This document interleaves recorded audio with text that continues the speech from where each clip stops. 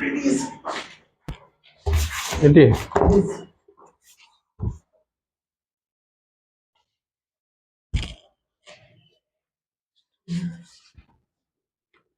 कर सकते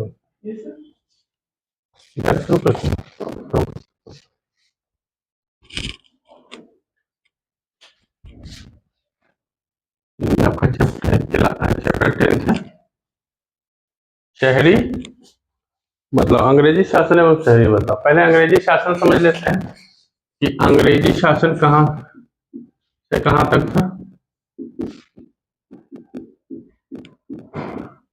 किसी को पता है अंग्रेजी शासन क्या होता है? बताइए। अंग्रेजी शासन का क्या मतलब है?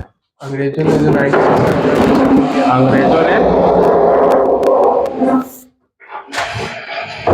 अंग्रेजी शासन का मतलब क्या हुआ? अंग्रेजों ने भारत पर जो शासन किया, जितने वर्षों तक शासन किया, उसको क्या कहेंगे? अंग्रेजी शासन। तो अंग्रेजी शासन की शुरुआत कब से होगी? वैसे भारत में अंग्रेजों का आगमन शुरू हो गया था 15वीं शताब्दी से ही, लेकिन इनका जो शासन करने की जो प्रणाली शुरू हुई, शासन करने का जो अधिकार शुरू हुआ, वो लगभग में 1757 के बाद 1757 में एक युद्ध हुआ था जिसका नाम था बैटल ऑफ प्लासी, प्लासी का युद्ध। इस युद्ध में अंग्रेजों ने सिराजुद्दौला को हराया था। सिराजुद्दौला राजा था, बंगाल के नवाब थे वो। तो सिराजुद्दौला को हरा करके पूरी तरह से अंग्रेजों ने अपना शासन स्थापित कर लिया। तो अगर पूछा जाता है कि भारत में अंग्रेजों का शासन कब से है, तो शासन तो वैसे 1757 के बाद अंग्रेज यहाँ मजबूत हो गए और यहाँ उन्होंने पूरा का पूरा भारत को अपने कंट्रोल में कर लिया। लेकिन भारत में अंग्रेज आए कब से थे? 1600 से। ठीक है, याद रखना है इसको। अगर भारत में अंग्रेजों के शासन की शुरुआत होगी तो यहाँ पर ये लोग व्यापार करने आए थे। 16वीं शताब्दी में जब आए थे ना, तो ये लोग व्यापार करने आए थे। 1600 के बाद जो आए भारत में, तो 15 कंपनी एक साथ मिल करके 15 व्यापारिक कंपनी थी। ये 15 व्यापारिक कंपनी मिलकर एशियाई देशों में व्यापार करने के लिए यहाँ भारत आए और इसका नाम रखा गया था क्या? East India company. तो इस समय से ये लोग शासन करने के लिए नहीं आ रहे थे। 1600 के बाद जब ये लोग आए तो इस समय शासन करने के लिए नहीं आए थे। क्या करने आए थे? व्यापार करने आए थे। लेकिन जैसे जैसे समय बीतता गया, वैसे वैसे इन लोगों ने क्या किया? भारत के प्रशासनिक क्षेत्र पर, आर्थिक सामाजिक क्षेत्र पर पूरी तरह से कब्जा कर लिया और यहाँ के वो स्वामी बन गए। कौन? अंग्रेज। ईस्ट इंडिया कंपनी के बाद जो ब्रिटिश है। अब प्लासी का युद्ध हुआ, तो प्लासी के युद्ध के बाद उसके कुछ ही दिनों बाद, कुछ वर्षों बाद एक और युद्ध हुआ जिसका नाम था बैटल ऑफ बक्सर, जिसको हम लोग कहते हैं बक्सर का युद्ध। ये घटना घटा है 1764 में। ठीक है, बक्सर का मैदान है बिहार के पास, बिहार में ही है। और प्लासी का जो एक मैदान पड़ता है वो है बंगाल में। ठीक है, तो ये दो घटना ऐसा था जिसमें अंग्रेजों ने पूरी तरह से भारत पर अपना पकड़ बना लिया। ठीक है, अब यहाँ पर पूरी तरह से भारत के स्वामी बन गए कौन? ब्रिटिश। लेकिन ब्रिटिश 1600 के बाद से लेकर के 1757 तक तो कोई काम तो किया होगा, कुछ तो किया ही होगा। यहाँ 1757 के ठीक 100 साल बाद एक और घटना घटी।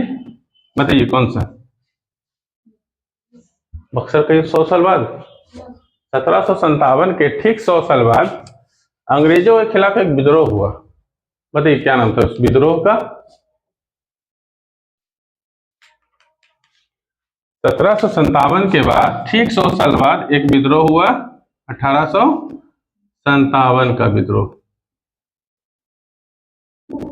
नाम सुने? ऐसा माना जाता है कि इसकी भविष्यवाणी पहले ही कर दी गई थी। जब 1757 का विद्रोह हुआ था तो उसी समय एक भविष्यवाणी कर दी गई थी कि इसके ठीक 100 साल बाद एक ऐसा विद्रोह होगा जो अंग्रेजों को पूरी तरह से जड़ से हिला कर रख देगा। और लगभग हुआ भी वैसे ही। 1857 के विद्रोह में अंग्रेजों को काफी नुकसान उठाना पड़ा। वो अलग सी बात है कि ये 1857 का विद्रोह असफल हो गया। असफल हो गया मतलब ये सक्सेस सफल नहीं हो पाया। अंग्रेजों ने इस विद्रोह को पूरी तरह से कुचल दिया। ठीक है, तो 3 चीज याद रखिएगा, बैटल ऑफ प्लासी मतलब प्लासी का युद्ध, बक्सर का युद्ध और एक और युद्ध है, कौन सा विद्रोह? 1857 का विद्रोह। ये 3 विद्रोह भारत में अंग्रेजों को पूरी तरह से स्थापित करने में सहायक रहा है। अगर ये 2 युद्ध है, प्लासी का युद्ध और बक्सर का युद्ध, 2 युद्ध और एक विद्रोह, अगर इस विद्रोह को नहीं कुचला जाता तो शायद अंग्रेज जो है 1857 में ही भारत छोड़कर चले जाते, लेकिन ऐसा हुआ नहीं। इसके पीछे भी बहुत सारी घटनाएं, बहुत सारे कारण हैं जो आगे देखेंगे। इसमें कोई कंफ्यूजन नहीं सर। मिटा दें? Yes sir.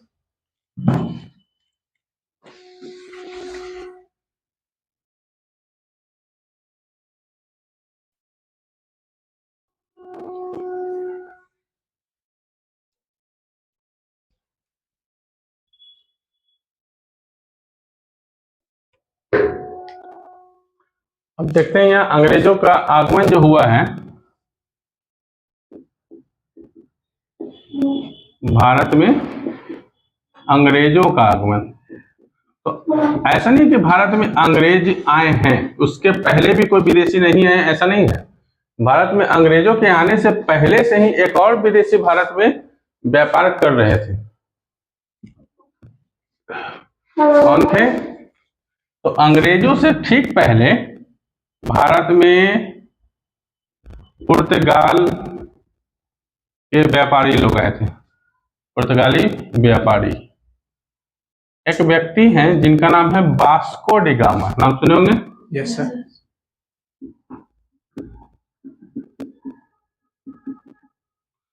इन्होंने 1498 एडी में भारत का पता लगाया। तो भारत का पता लगाया, इसका क्या मतलब है कि भारत था ही नहीं क्या? था तो फिर हो गया था क्या? तो पता लगाने का क्या मतलब है? पता लगाने का मतलब ये हो सकता है कि भारत हो गया हो, है ना? तो ऐसा तो कुछ होगा नहीं, भारत जहां है सदियों से वही है। तो आखिर ऐसा क्यों कहा जाता है कि वास्को डी गामा ने भारत की खोज की? बताइए। भारत तो जहां है वहां सदियों से, भारत आने जाने वाले रास्तों का पता नहीं था। ये वास्को डी गामा ने उन रास्तों की खोज की जो सीधा पुर्तगाल से कहां पहुंचा सकता था? भारत, एशियाई देशों में पहुंचा सकता था। तो उस रास्ते की खोज करने वाले व्यक्ति कौन है? Vasco D gamma. ऐसा भी नहीं कि वास्को डी गामा पहले व्यक्ति है, इनसे पहले कुछ और लोगों ने भी भारत के बारे में खोजने की कोशिश की है। उसमें एक व्यक्ति का नाम है बार्थोलोमियो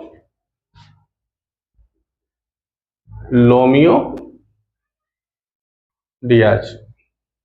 1488 एडी में, 1488 ईस्वी में सबसे पहले इन्हीं को काम दिया गया था कि भारत का पता लगाने के लिए, लेकिन किसी कारण से बस ये पहुंच नहीं पाए। अफ्रीका के दक्षिणी तट पर आकर के यहाँ पर वो भटक गए, समुद्री तूफान के लहरों के बीच फंस गए, इसलिए उनको वापस जाना पड़ा। इसके बाद एक और व्यक्ति थे, सब नाविक हैं, नाव चलाने वाले सब नाविक हैं ये सब। एक और व्यक्ति थे, कौन? कोलंबस।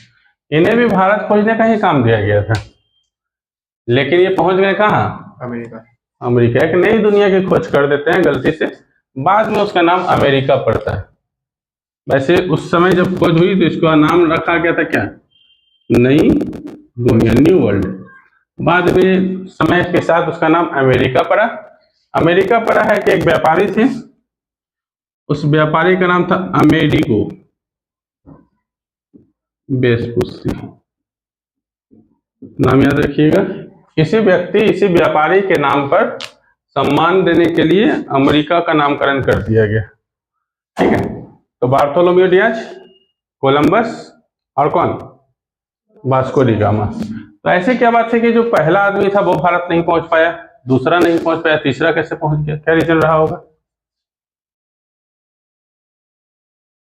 कुछ कारण रहे होंगे।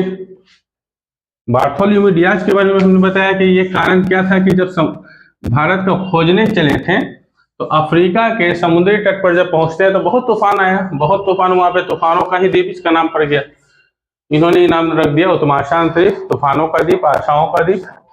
तो उसके बाद वो जहाज आगे नहीं बढ़ पाया तो वो रिटर्न चले गए। उसके बाद किनको काम दिया गया? कोलंबस को। तो कोलंबस को जब काम दिया गया भारत खोजने का तो ये भी रास्ता भटक गए। समुद्र में रास्ता खोजना काफी मुश्किल होता है। क्यों? समुद्र में आपको दिशा तो दिखता है नहीं। समुद्र में कौन सा दीवार है या चारों तरफ जमीन है कि हम दिशा का पता लगा लें? मान लीजिए कि सूरज से हम दिशा का पता लगा सकते हैं, जिस दिन बादल रहा उस दिन कैसे पता लगेगा? तो लोग रास्ता भटक जाया करते थे। इसी क्रम में कोलंबस भी रास्ता भटक है और नई दुनिया की खोज कर डालते हैं। रास्ता तो ये भी भटक सकते थे, नहीं समुद्री एरिया है तो कब तूफान आ जाए कोई ठीक तो है नहीं। रास्ता तो ये भी भटक सकते थे। लेकिन जैसे ये पुर्तगाल से आगे बढ़ते हैं तो ये उतनी दूरी तक तो पहुंच जाते हैं ना, जहां तक बार्थोलोम्यू डियाज ने नक्शा बताया था कि हम यहां तक पहुंच चुके हैं, तो वहां तक ये पहुंच जाते हैं। वहां से थोड़ी दूर आइलैंड पे पड़ते हैं मोजाम्बिक द्वीप। वहीं पर इनको भारत का एक निवासी मिल जाता है। भारत का एक व्यापारी समझिए व्यापार करने के लिए आया था। उसका नाम था क्या? अब्दुल मजीद। अब्दुल मजीद। अब अब्दुल मजीद जो व्यापारी था उनकी मुलाकात किससे होगी? वास्को डी गामा से। अब जाहिर सी बात है वास्को डी गामा और अब्दुल मजीद के बीच कुछ बात हुआ होगा। अब सवाल ये रहा कि बात हुआ होगा तो कैसे बात हुआ होगा ये बताइए। वास्को डी गामा है विदेशी, वो पुर्तगाल से आए हैं तो एक तो पुर्तगाली लैंग्वेज बोलते होंगे, ठीक है, और ये है भारत के तो ये अपनी लैंग्वेज बोलते होंगे अब्दुल मजीद। तो दोनों के बीच में संवाद हुआ कैसे होगा ये बताइए।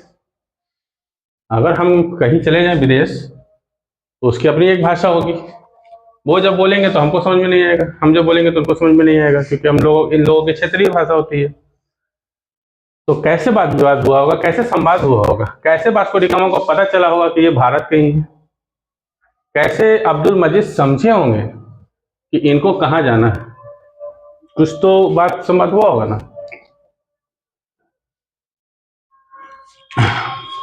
ये पूरी दुनिया को पता था कि भारत एक देश है, ठीक है, पूरी दुनिया को पता था कि भारत एक देश है और ये देश जो है बहुत अमीर देश है।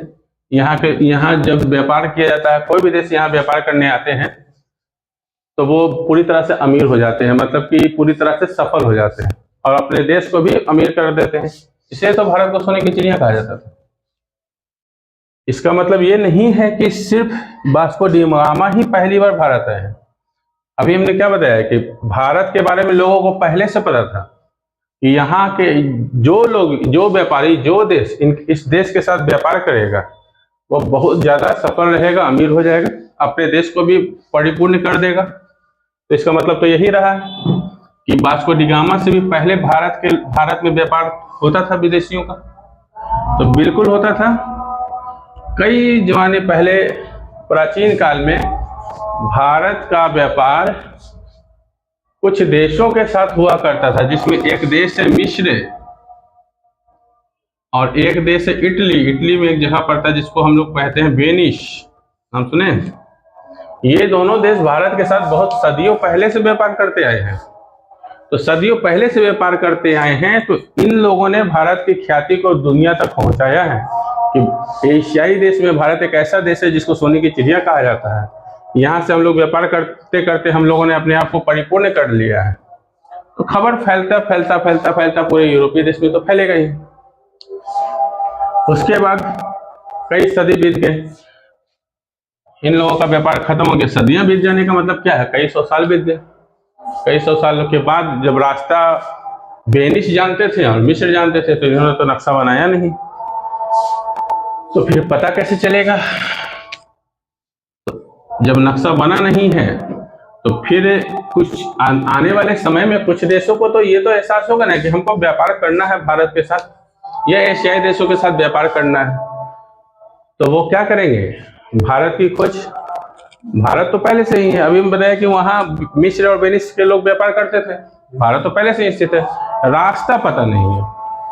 तो रास्ता पता करने के लिए सबसे पहले यूरोपीय देशों में एक देश आगे आते हैं, उसका क्या नाम है बताइए? इंग्लैंड। यूरोपीय देशों में सबसे पहले एक देश आते हैं जिसका नाम है पुर्तगाल। पुर्तगाल, पोर्तुगीज कहते हैं इसको। यहाँ के जो राजा थे उनका नाम था मैनुअल प्रथम, पुर्तगाल के राजा, उनका नाम था मैनुअल प्रथम। मैनुअल प्रथम, मतलब प्रथम इसलिए लगा दिया गया है ताकि हम लोग समझ सके पढ़ने में। उस समय इन लोग में नाम में प्रथम दूसरा तीसरा नहीं लगा रहता है, जब हम लोग को पढ़ना होता है ना तो इतिहासकार इसमें प्रथम द्वितीय तृतीय चतुर्थ जोड़ देते हैं। क्यों? क्योंकि ब्रिटेन में या किसी भी यूरोपीय देश में विदेश में जो भी राजा बनते हैं ना, नाम से भी रहता है प्रथम, तो उसके बाद फिर मैनुअल जो राजा बनेंगे ना वो अपने पिता का नाम ही ले लेते हैं। जैसे फ्रांस में चले जाइए तो फ्रांस के राजा लुई 15 है, 16 है, 17 है, 18वां है, ऐसे करके सबका नाम क्या है, लुई है। तो जब सबका नाम लुई है तो पहचानिए कैसे कि लुई कौन से राजा थे। तो जितनी बार जो बनते हैं उनका नाम के आगे क्या प्रथम द्वितीय तृतीय चतुर्थ लग जाता है, ताकि समझा जा सके कि ये राजा थे, प्रथम कौन थे, द्वितीय कौन थे, तृतीय कौन थे, चतुर्थ कौन थे। ठीक है, तो प्रथम द्वितीय तृतीय चतुर्थ ऐसे ही लगा दिया जाता है नामों के आगे। ठीक है, तो सर पुर्तगाल के राजा कौन थे? मैनुअल प्रथम। और उस समय पुर्तगाल के राजकुमार का नाम था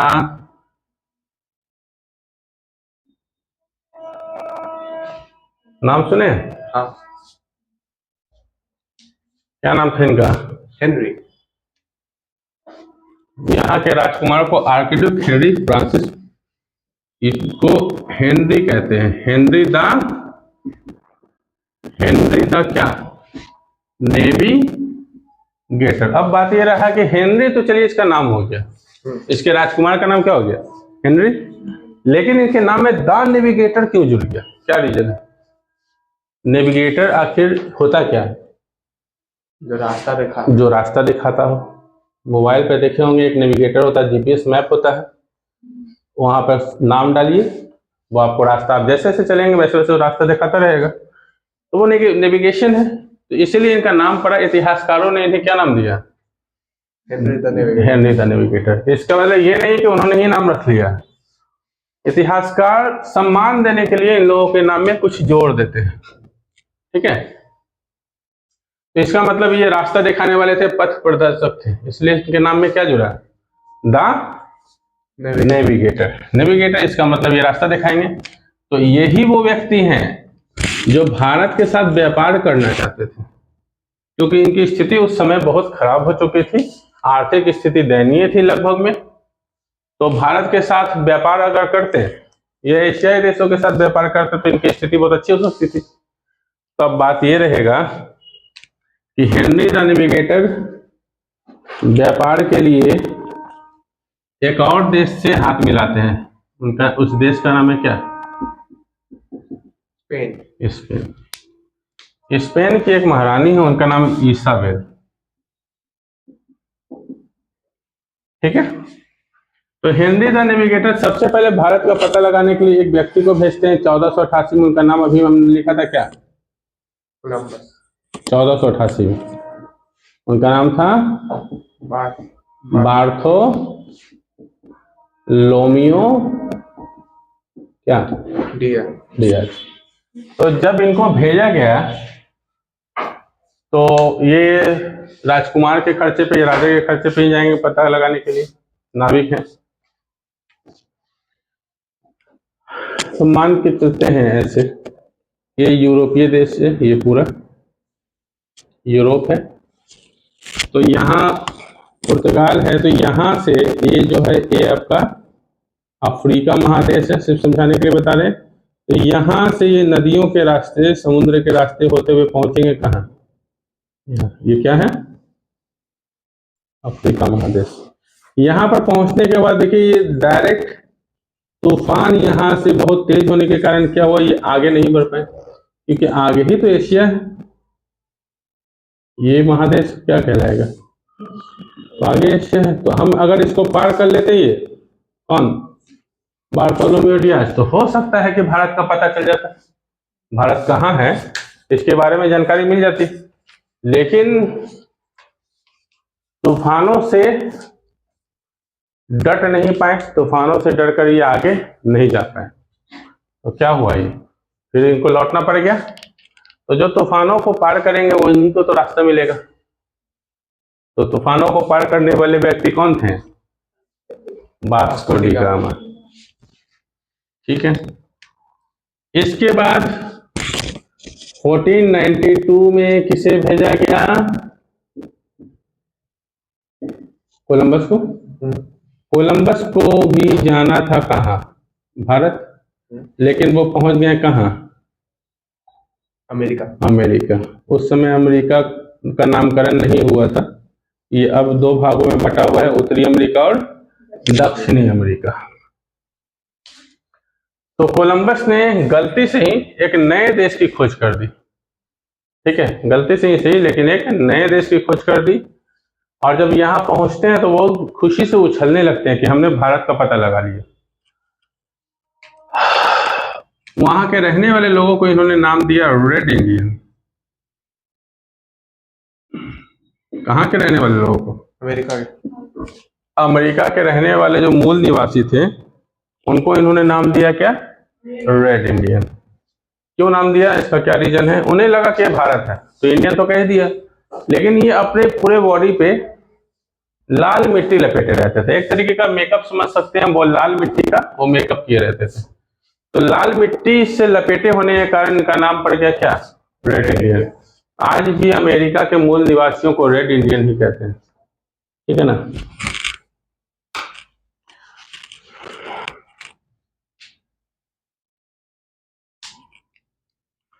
अब इसके बाद भेजा जाएगा किन्हें? Vasco D gamma. Vasco D gamma को। कब? 1498 में, 1498 में ये पहुंचेंगे। तो रास्ता तो वही है, कौन सा? यहां से रास्ता है घूमते हुए कहाँ जाना है?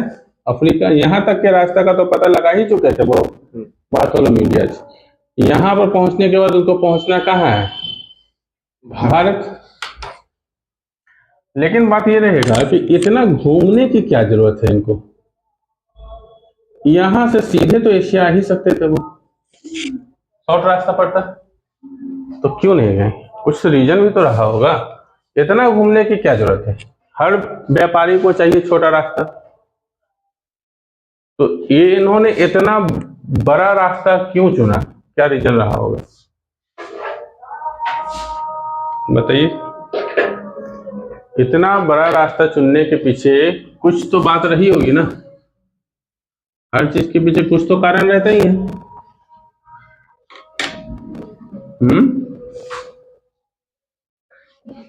एक क्षेत्र पड़ता है जिसका नाम है कुस्तुनतुनिया, नाम सुने?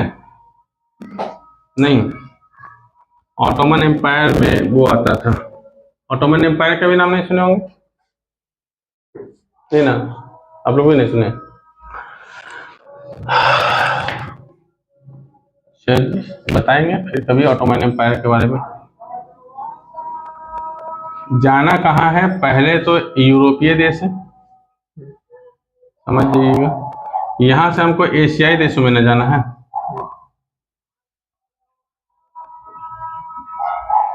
ये यूराल पर्वत है और यूराल नदियां बहती हैं यहाँ से, यूराल नदी।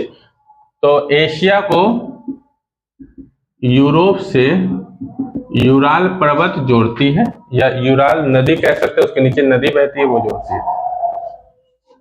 यहां से क्यों? सीधा रास्ता नहीं था इससे जाने का, बिल्कुल नजदीक था। तो ये इतना घूम करके, इतना लंबा रास्ता अपनाने की जरूरत ही क्या पड़ी यहाँ अफ्रीका से होते हुए। इसका सबसे बड़ा रीजन ये था कि इस समय ऑटोमन एम्पायर अपने शीर्ष पर था, चरम पर था। ऑटोमन एम्पायर में बहुत सारे राजा हुए जिन्होंने बहुत सारे इलाकों को जीता, बहुत सारे क्षेत्रों को जीता। उसमें 1453 एडी में उन्होंने कुस्तुनतुनिया पर विजय प्राप्त कर ली। कुस्तुनतुनिया क्षेत्र पड़ता है। अब जब कुस्तुनतुनिया पर विजय प्राप्त कर ली है तो यहाँ पर आ जाएंगे कौन? Ottoman Empire. अब ऑटोमन एम्पायर यहाँ आ जाएंगे तो ये वाला इलाका जो है उन्हीं का ना हो गया। इधर से किसी को वो गुजरने देंगे? अगर इधर से कोई समुद्री जहाज गुजर भी रहा होगा तो वो उसको लूट लेंगे, उस पर वो अपना अधिकार कर लेंगे, होगा ना। तो इनसे ये बहुत शक्तिशाली एम्पायर था, इससे कोई झगड़ा नहीं करना चाहते थे और इतना शक्ति भी नहीं रहा था अभी इस समय पुर्तगाल की कि वो एक समय युद्ध में लिप्त हो जाए। क्यों? क्या रीजन रहा? क्योंकि उनको भी व्यापार करना है, व्यापार करके अपनी आर्थिक स्थिति को मजबूत करना है। तो वो उधर ना जा करके, युद्ध की तरफ ना जा करके उन्होंने सोचा कि क्यों ना हम दूसरा रास्ता चुन लें।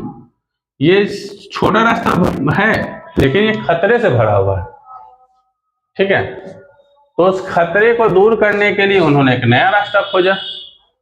ये वही रास्ता है जिसको 1488 में बार्थोलोम्यू डियाज अफ्रीका तक पहुंचे और 1498 में यहां से लेकर के यहां तक कौन पहुंचे? Vasco D gamma. जिसके बाद भारत का पता चला और भारत का पता चलने के बाद पुर्तगाल जो है भारत के साथ व्यापार करने लगे। तो ये बताइए कि भारत के साथ किन किन चीजों का व्यापार करते होंगे? मसालों का, क्योंकि भारत को उस समय मसालों का देश कहा जाता था। अभी भी भारत में मसाले बहुत होते हैं। कहाँ? भारत में कहाँ मसाले बहुत अधिक होते हैं? केरल में, ठीक है। मसाले इंडोनेशिया में भी होते हैं लेकिन वो भारत में नहीं है, भारत के बाहर है। तो व्यापार करना है तो सिर्फ भारत के साथ तो व्यापार करेंगे नहीं, अगल बगल वाले क्षेत्रों से भी व्यापार करेंगे। तो जब ब्रिटिश आएंगे तो वो इंडोनेशिया के क्षेत्रों पर भी कब्जा करेंगे, भारत के क्षेत्रों पर भी कब्जा करेंगे। अभी तो सिर्फ पुर्तगाल चल रहे हैं। इनकी कहानी खत्म होगी कब? जब यहाँ कौन आएंगे? ब्रिटिश। और इन दोनों के बीच होगा युद्ध और इस युद्ध में कौन जीतेंगे? ब्रिटिश जीतेंगे। तो फिर पुर्तगाल को यहाँ से जाना पड़ेगा और जब पुर्तगाल यहाँ से चले जाएंगे, याद रखिएगा पुर्तगाल बहुत सारे चले गए लेकिन पुर्तगाल भारत से सबसे अंतिम में गए। जब देश आजाद हो गया तो देश आजाद होने के बाद भी पुर्तगाल यहाँ थे।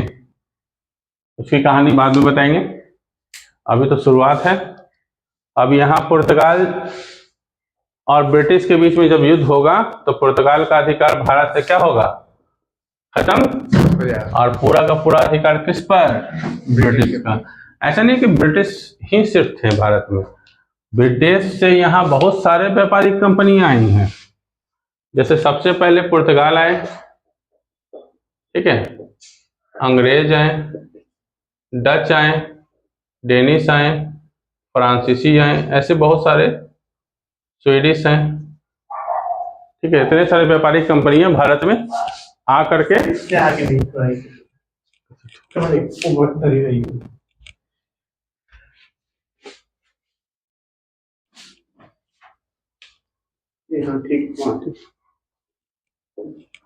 तो भारत में व्यापारिक कंपनियां कितनी आई? पुर्तगाल, उसके बाद अंग्रेज, डच देश का नाम है, डेनिश, फ्रांसीसी और स्वीडिश। लेकिन सबसे ज्यादा प्रभावी कौन थे? जब ये आए तो लगभग में 100 साल तक इनसे कोई युद्ध कर नहीं पाया क्योंकि शक्तिशाली थे। उसके बाद आए कौन? अंग्रेज। वो उनसे ज्यादा शक्तिशाली थे तो वो पुर्तगाल को हरा देते हैं। कुछ समय तक डच शासन करते हैं, ये अपनी सारी फैक्ट्री अंग्रेज को बेच के चले जाते हैं। फिर डेनिश, इनका भी शासन ज्यादा प्रभावी नहीं रहा। कुछ वर्षों तक फ्रांसीसी और अंग्रेजों के बीच में बहुत जबरदस्त युद्ध हुआ क्योंकि वो भी शक्तिशाली थे। कौन? फ्रांसीसी और अंग्रेज। फ्रांसीसी और अंग्रेजों के बीच में कई युद्ध हुए। कई युद्ध में कभी जीतते कौन? अंग्रेज। कभी जीतते कौन? फ्रांसीसी। और कभी कभी युद्ध का बेनतीजा निकल जाता, मतलब कोई नहीं जीतते, बस नुकसान दोनों का हो जाता। ठीक है, तो ऐसे हालत में कभी ना कभी तो पता चलना ही था कि कौन ज्यादा शक्तिशाली है। तो कई युद्धों के बाद फ्रांसीसी सेना की शक्ति धीरे धीरे खत्म होने लगी और अंग्रेज इन पर हावी हो गए। इसके पीछे बहुत सारे कारण रहे। फ्रांसीसी का एक गवर्नर था, फ्रांसीसी कंपनी का एक गवर्नर था जिसका नाम था डुप्ले। क्या नाम था? डुप्ले। जब तक ये रहा भारत में, इसने अंग्रेजों को बराबर की टक्कर दी, लेकिन फ्रांसीसी कंपनी के द्वारा इसे वापस बुला लिया गया। कहाँ? फ्रांस में। जिसके बाद ऐसा कोई रणनीतिकार नहीं मिला फ्रांसीसी कंपनी को जो अंग्रेजों से टक्कर ले सके। ब्रिटिश फौज में ऐसे बहुत सारे रणनीतिकार थे जो प्लानिंग करते थे कि कैसे युद्ध करना है, कैसे दूसरों को हराना है, चालबाजी करके, चाहे युद्ध से शक्तिशाली बन करके, तोप के माध्यम से, चाहे किसी तरीके से हराना है। तो इसका मतलब युद्ध करने के लिए आपको क्या करना पड़ेगा? प्लानिंग, है ना, योजना बनाना पड़ेगा ना। बिना योजना के आप युद्ध के मैदान में जाइएगा तो हार ही जाइएगा। तो ब्रिटिश फौज में ऐसे बहुत सारे रणनीतिकार थे जो चाहे तो साम दाम दंड भेद चारों प्रक्रिया अपना करके युद्ध को जीतते थे। जिसके साथ वो युद्ध करके नहीं जीत पाते थे तो उसको अपने से साथ दोस्ती कर लेते थे। जिसको उसको कमजोर लगता था उससे युद्ध करके उसको हरा देते थे। ठीक है, ऐसे बहुत सारे उदाहरण आपको आगे जाके मिलेगा। 1857 का जब विद्रोह देखेंगे तो उसमें देखेंगे कि 1857 के विद्रोह में कुछ रियासतों के साथ अंग्रेजों ने दोस्ती भी की, कुछ रियासतों को उसने हराया भी है। ठीक है, तो कहानी आगे बढ़ेगी पुर्तगाल से। पढ़ना इतना है, ये सारे हैं भारत में, क्या करने आए होंगे? व्यापार करने। लेकिन एक को देखा देखे सभी लोगों को है ना बीमारी लग जाता है। पुर्तगाल ने व्यापार करते करते अधिकार कर लिया, अंग्रेज आए तो ये भी व्यापार करते करते इनको भी बीमारी लगी कि नहीं हम भी भारत पे हमला करेंगे। ये लोग उतने शक्तिशाली नहीं रहे और कहीं कहीं अगर उठाते भी थे तो अंग्रेज इनको कुचल दिया करते थे। उसके बाद कौन है? फ्रांसीसी। तो फ्रांसीसी ने भी क्या किया? व्यापार करते करते कुछ क्षेत्रों पर अधिकार कर लिया। लेकिन फ्रांसीसियों का भारत के कुछ राजाओं से बहुत ही दोस्ताना रिश्ता था। एक मैसूर के शासक थे जिसका नाम था टीपू सुल्तान, नाम सुने? Yes sir. कहाँ के शासक थे? मैसूर के। इनके पिता का क्या नाम था? बहुत ही महान शासक हुए हैं। टीपू सुल्तान के पिता का नाम तो पता ही होगा। टीपू सुल्तान के पिता का नाम था हैदर अली। मैसूर के शासक थे। हैदर अली जितना तेज, जितने शक्तिशाली, जितने चालाक, जितने अच्छे रणनीतिकार थे, ठीक वैसा ही कौन थे? उनके बेटा Tipu Sultan. Same to same वही रणनीति, वैसे ही महारत हासिल युद्ध में, किसको कैसे हराना है, कैसे प्लानिंग करनी है, वो सब टीपू सुल्तान को आता था बहुत अच्छी तरीके से। इसमें उनका बहुत ही अच्छी तरीके से पुर्तगाल साथ दिया करते हैं, फ्रांसीसी साथ दिया करते थे। ठीक है, अभी क्या बताया कि फ्रांसीसी जो हैं भारत में कुछ राजाओं के साथ अच्छा दोस्ताना रिश्ता रखते हैं।